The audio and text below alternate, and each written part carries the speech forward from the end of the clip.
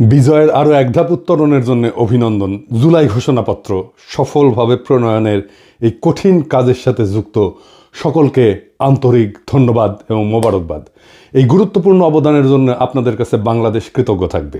তবে এই ঘোষণাপত্রে কি জাতির আকাঙ্ক্ষা পূর্ণ করতে পারছে? না, পারে নাই। এই ঘোষণাপত্র আরও সর্বাঙ্গ সুন্দর হইতে পারত যদি কিছু সীমাবদ্ধতা দূর করতে পারত। এটা হয় নাই সম্ভবত দুইটা কারণে। এক, রাজনৈতিক দলগুলোর মধ্যে অর্গানিক ইন্টেলেকচুয়াল ক্যাপাসিটি বা বুদ্ধিবৃত্তিক ক্যাপাসিটি এটা না থাকা, বা নেহায়তি বিপ্লবের আকাঙ্ক্ষা বুঝতে ব্যর্থ হওয়া। আমি এই জন্যই বলি যে বিপ্লবের আকাঙ্ক্ষা প্রচলিত রাজনৈতিক দলগুলো ধারণ করতে না পারলে নতুন রাজনৈতিক শক্তি উত্থিত হবে। আসেন এখন আমার মতে এই ঘোষণাপত্রে 5টা প্রধান সীমাবদ্ধতা নিয়ে আলাপ করি। অনেকেই অনেক বিষয় নিয়ে আলাপ করতেছেন, সবগুলোই ভ্যালিড।